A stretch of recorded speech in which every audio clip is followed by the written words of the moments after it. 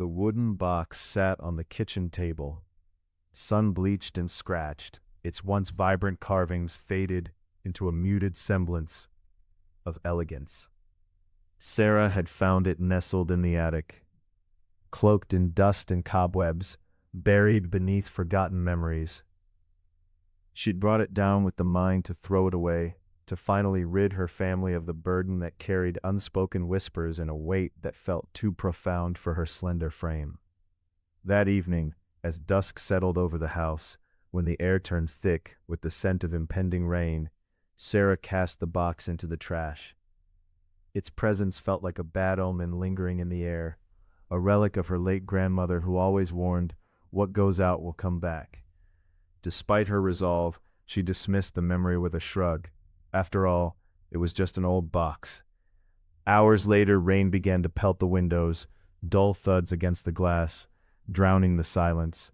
Sarah flicked on the light, its soft glow illuminating shadows that danced in the corners.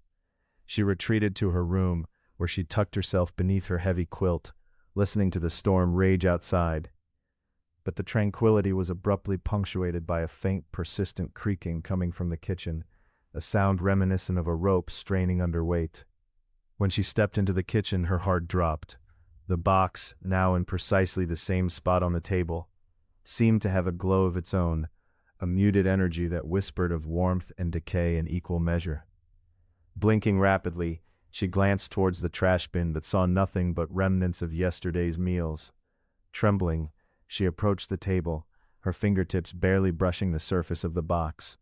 It felt alive beneath her touch, pulsing with an unwelcome familiarity. But when she came back, the trash bin was empty.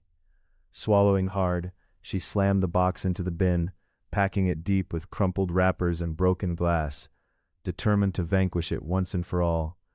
The machine-like whir of her family's old ice cube maker filled the silence, but when she turned to walk away, she paused. Was that a soft voice calling her name? Sarah.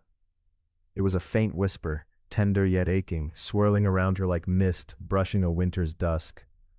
Her heart raced as she turned back, and there it was, the box, sitting on the table once again, but this time it was slightly open, as though inviting her to peer within. What she saw next was an image seared into her mind.